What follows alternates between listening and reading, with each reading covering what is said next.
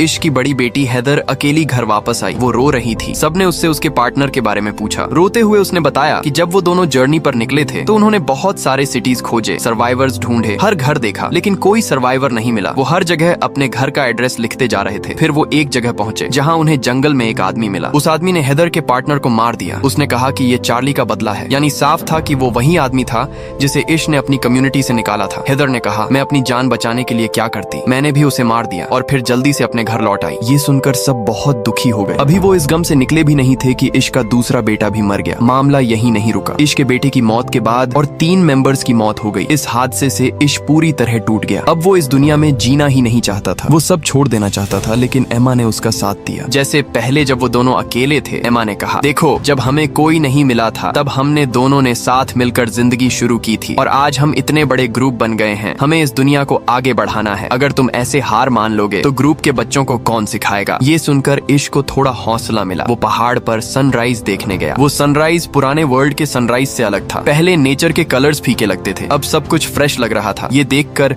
इश को एहसास हुआ कि ये पिछला वर्ल्ड नहीं है, ये एक नया वर्ल्ड है। वो अपने बच्चों को पुराने वर्ल्ड की तरह जीना सिखा रहा था। ये गलत था। अब उसे अपने बच्चों को नए वर्ल्ड में सर्वाइव करना सिखाना था। घर लौटकर उसने बच्चों को स्पीच दी। हम अभी तक गलत दिशा में जा रहे थे। हम पुरानी दुनिया की तरह जीने की कोशिश कर रहे थे, लेकिन जब पुरानी दुनिया है ही नहीं तो फिर उसमें सर्वाइव करने की ट्रेनिंग क्यों। ये नई दुनिया है और हमें इसके हिसाब से चलना होगा।